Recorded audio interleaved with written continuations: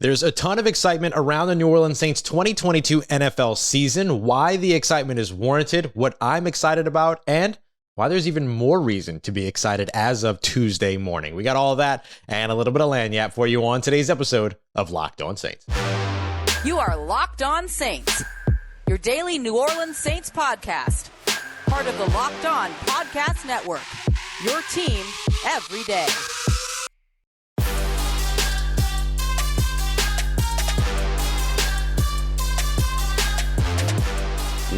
What is good, Who Dat Nation and Who Dat family? Welcome into another episode of Locked On Saints, your daily podcast covering your favorite team, the New Orleans Saints, part of Locked On Podcast Network, your team every day. Thank you so much, as always, making Locked On Saints your first listen of the day every day. Don't forget that we're free and available on all of your favorite podcast apps and available here on YouTube as well. And I'm your host, Ross Jackson, at Ross Jackson Nola on Twitter. You can find me over at USA Today's Saints Wire, Tuesdays on Locked On NFL, and here with you every single Monday through Friday on Locked On Saints. This week has been all about excitement around the organization, excitement for New Orleans Saints fans, excitement by the New Orleans Saints. Yesterday, we broke down some of the more exciting tandems that will be a part of the Saints 2022 season. Who's going to bring the fireworks? You can check that out from Monday's 4th of July show. But today, I want to talk a little bit more about what it is that I'm excited about and why fans say that they are excited as well. We're going to break all of that down, but there was some big news Tuesday morning that should make you even more excited about training camp right around the corner and the New Orleans Saints season kicking off on Sunday, September 11th in Atlanta up against the Atlanta Falcons. And that excitement all comes from this post from Jameis Winston, basically showing over on Instagram. If you're listening, you can find it over on his Instagram. If you're watching, I'm showing you a tweet right now from Farrah Yvette, who reposted the video. That's Jameis Winston throwing without a knee brace on, which is huge news. As we know, a lot was made around the New Orleans Saints quarterback still having his knee brace on during OTAs, as well as having a limp during OTAs, stuff that was just kind of blown out of proportion on the national scale, not the local scale. We continuously said, like, look, it's more important that we're seeing him at OTAs and that we're seeing that he has a limp. We're seeing that he's wearing a brace, that we're seeing him at all versus the fact that he is wearing a brace or the fact that he has that limp. But there he was throwing as well as running without the knee brace on. Farrah Yvette, the executive producer over at WDSU, sharing that tweet, by the way. Really cool stuff to see and really, really good news for the New Orleans Saints as we get closer and closer to training camp. We're now just 21 days away from training camp officially getting underway. Rookies report on the 19th, but camp itself with veterans reporting and then more things happening in earnest will begin on the 26th of July. So we're just about 3 weeks away from that point. Actually, exactly 3 weeks away from that point. So to see Jameis already to this point where he was a part of OTAs, he participated throughout OTAs. He was present for minicamp, like not just present for OTAs, by the way, participating in OTAs. That was huge. Now we're seeing it sort of unhindered, unencumbered by that big old left knee brace. And just to kind of keep in mind about the timeline around all of this, that video was posted on July 5th, June 22nd, just when management, the group that represents him sort of from a PR side and his management side, as well as a bunch of it, they do a bunch of stuff. They do a lot of great stuff. They posted something on June 22nd, which still had him in the knee brace, couple of photos there. So you're seeing the progress right there in front of your eyes. Like usually at this point, when you're talking about somebody that plays at a high profile position like quarterback, a lot is under wraps in terms of injury progress and, you know, the process and where they are in it. What's their rehabilitation looking like? Jameis is showing everybody. Like Jameis has not at all been, shy about his recovery at all. I mean, he has talked about it. He has talked through it. He has described what it was like in terms of, you know, when he wasn't able to throw downfield and how that actually helped him because he was able to focus on short intermediate area passing in the midst of his rehabilitation.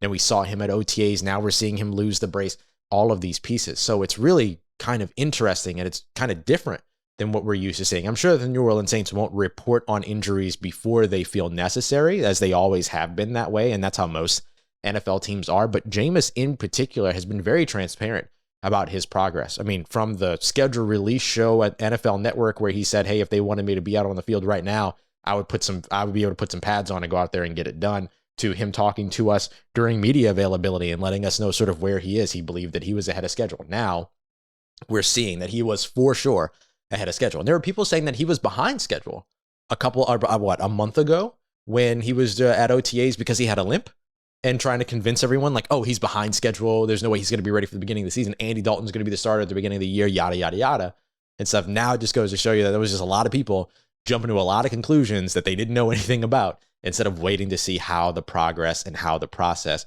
went along. So now we know that Jameis has the knee brace off. Looks like he's going to be ready to go for training camp just as expected. We know Peyton Turner has announced that he will be back and he is medically cleared, so he will be there for camp. Now, sort of all eyes are going to go on a couple of other guys like Michael Thomas and Taysom Hill. Now, you're still going to want to see Jameis at training camp, which, again, remember, reporting on the 26th means there's a 5-day acclimation period. So from the 26th to the 31st is effectively that acclimation period before things really start to get rolling for some of these players. So even with seeing Jameis have this progress, seeing him with the brace off, seeing him run and throw, because remember, one of the things he said that he wasn't doing yet at the end of mini camps basically was throwing on the move. Now we're seeing him throw on the move.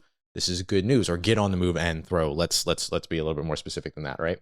So even though we're seeing all that progress, that doesn't necessarily mean that on the 26th that he might be out there running and gunning, right?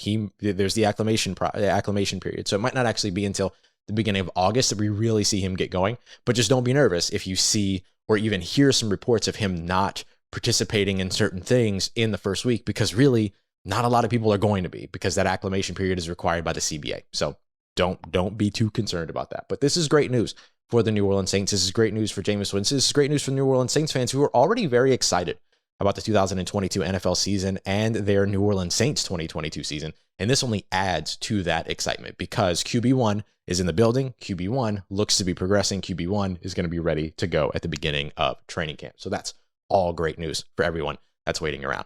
So now I want to talk a little bit about why it is that I'm so excited about this 2022 NFL season and why I have been since 2020. And that sounds weird, but we're going to break it all down. I'm going to tell you why I've been excited about this moment for quite a while. We're going to break that all down as we continue on with today's episode of Locked On Saints. But first, I'm going to tell you about our friends over at BetOnline. BetOnline has all the odds, lines, and props more than ever before when it comes to all of your sports betting and sports wagering needs, as well as all the sports wagering information you can imagine as well. So if you're looking to get the leg up, if you're looking to get ahead, if you're looking to put some money down, BetOnline is your one-stop shop for everything that you need. Speaking of Jameis Winston, CBS Sports was talking about him earlier this morning. It's effectively saying that Jameis Winston is the player to watch when it comes to comeback player of the year. BetOnline agrees he has the top odds right now. He's the odds-on favorite for comeback player of the year. And not far behind him in the top 3 is Michael Thomas as well. So if you believe in that, if you believe in somebody else, maybe you think Jameis is going to overperform and maybe get past comeback player of the year and step into MVP, which I don't think is going to happen. I think the NFL is going to do everything that they can to make sure that MVP stays a quarterback award. So if they get the opportunity to get 2 quarterback awards in with a second quarterback winning a comeback player of the year, they'll push him over to comeback player of the year. I'm not mad at it. But either way, there's some opportunity for some national recognition, some of the biggest awards around the league that New Orleans Saints players could be walking away with, and you can get in on those odds as early as now here in July. So go check them out, BetOnline, where you can get all the sports trends and actions that you need. BetOnline, where the game starts. All right, family, continuing on with today's episode of Locked On Saints. Thanks again, as always, making Locked On Saints your first listen of the day every day. Make sure you're also checking out Locked On Pelicans with Jake Madison, Locked On LSU as well with Caroline Fenton. I have a Locked On LSU playlist of all the videos that Caroline has posted so far over on my YouTube page as well. So if you need an easy way to find it, you can find that. But of course, you can just Google Locked On Pelicans, Locked On LSU, find them wherever you get your podcast. Of course, lots of stuff going on with the Pelicans. There's a lot of reasons to be excited about them. Brandon Ingram, CJ McCollum. Now you've got Zion Williamson back in the building. There's a whole bunch of conversation around Kevin Durant. So the idea of New Orleans sports fans being excited isn't necessarily a new one, but there is something different about the way that New Orleans Saints fans are excited about their team. Just like there's a lot different about the way that New Orleans Pelicans fans are excited about their team, right? But everything is trending forward. In New Orleans for the Saints, there might still be some question marks out there. Like, let's just face it.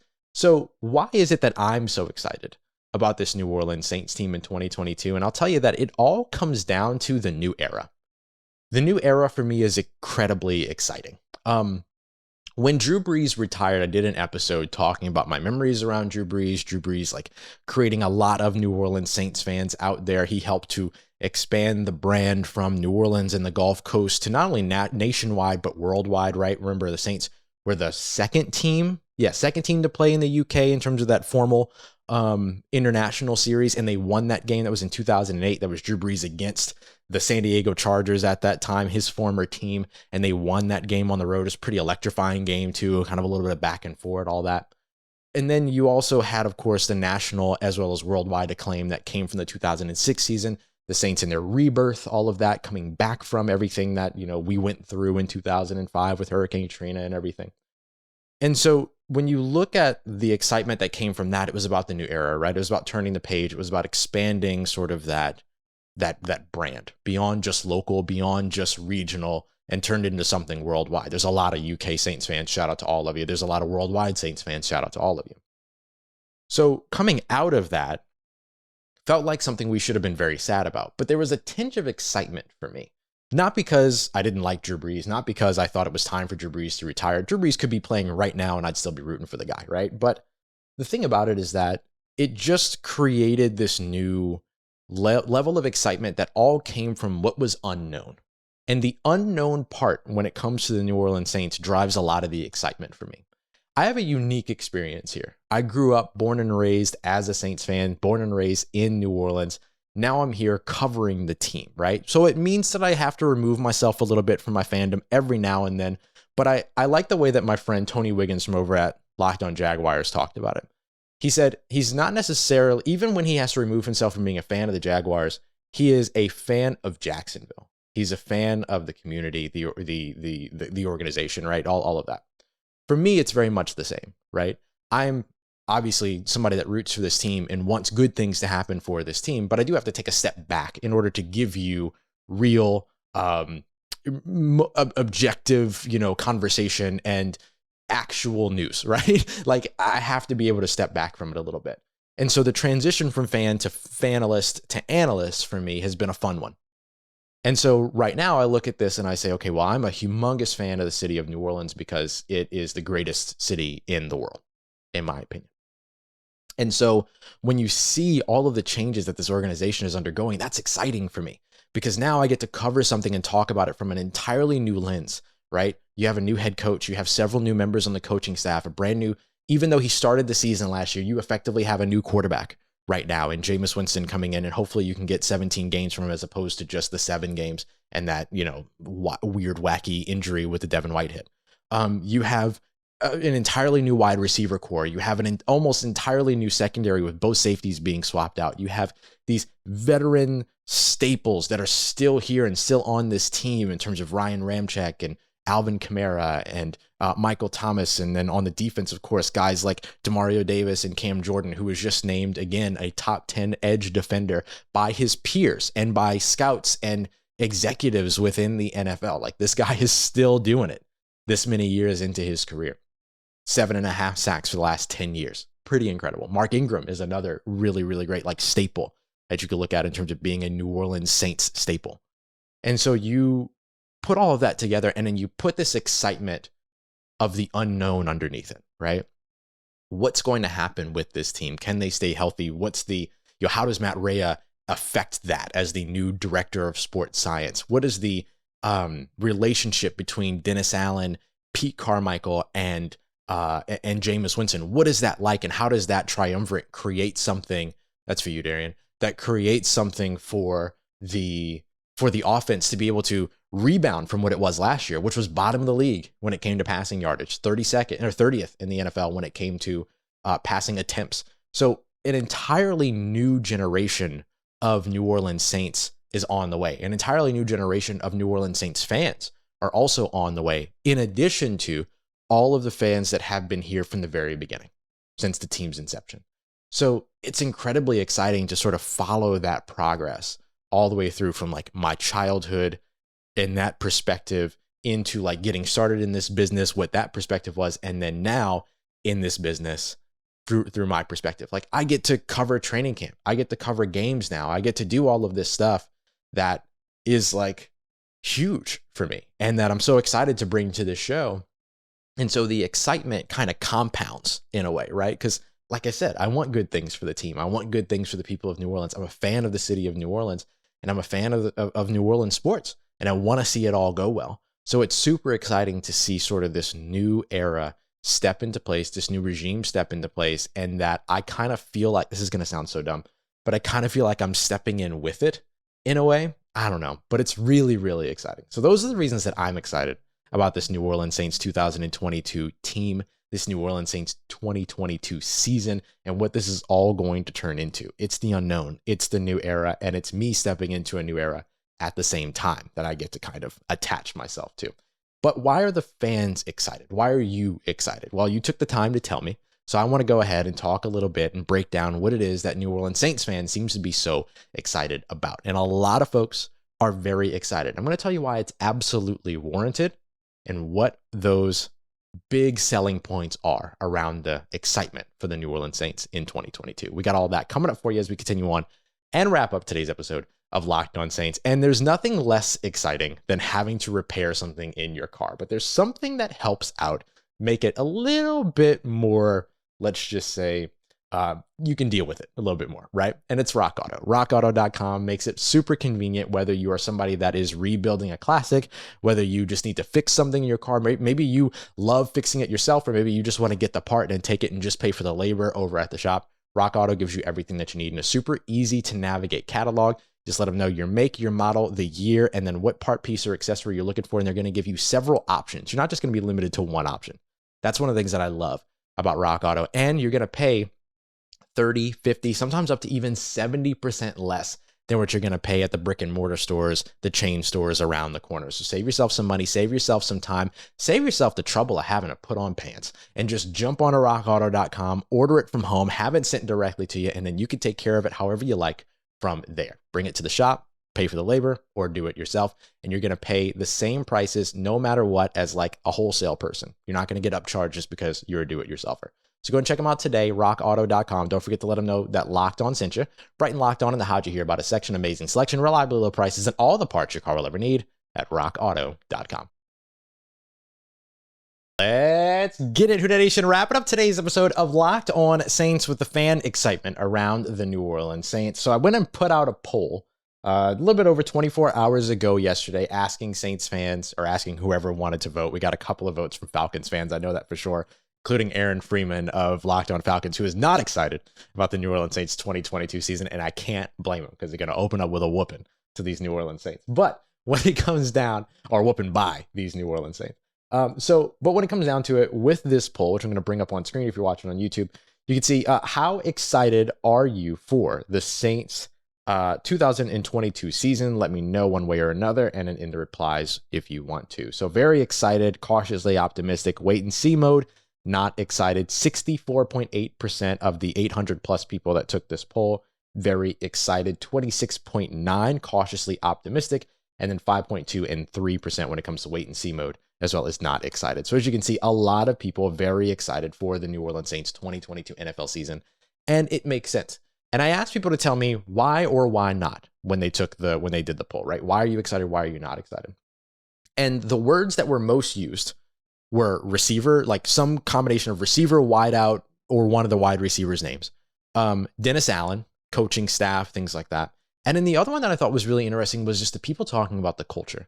This is one of the things that I think makes the New Orleans Saints so special, makes the New Orleans Saints connection with the organization, or between organization and community, so special, is that the New Orleans Saints probably have the strongest connection to their community than any other sports team or any other NFL team across the country.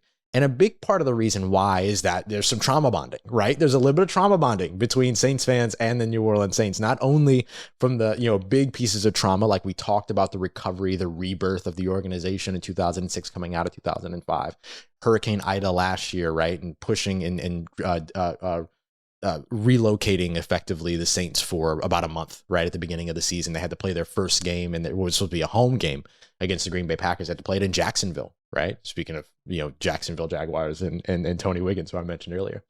Now, Beyond that, you also have the trauma bonding of like the Minneapolis Miracle and the NOLA, right, in 2018. So there's all of these other pieces that are a little bit like trauma bonding between the community and the organization, but they show up and they show out every single year, the organization and the community that supports it.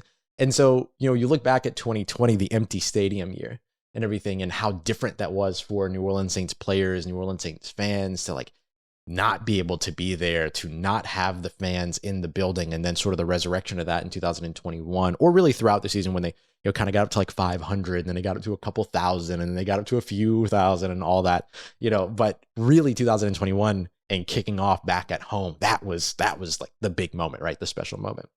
And so I think the culture is such an interesting one, and I love that people are talking about it because the culture only becomes stronger now that you have players that have ties to the state, ties to the city. Tyrann Mathieu, Jarvis Landry, Dejon Dixon, Kirk Merritt, like Gerald Hawkins. Like there are so many of these players now that are connected to the state of Louisiana, the city of New Orleans, and some players that just call it home now. Guys like CJ Gardner-Johnson, guys like Cam Jordan and Demario Davis, right? Like they just consider this place home now. And so there's a lot of those really cool connections between that have to do with the culture. Then of course there's the coaching staff. And I know a lot of people there have been some people who were really negative about Sean Payton at the end of his career. I don't think that's entirely end of his career, at the end of his tenure with the New Orleans Saints, because I think he'll be back to football. He won't be back to the New Orleans Saints, but I think he'll be back to football. That's my opinion, at least.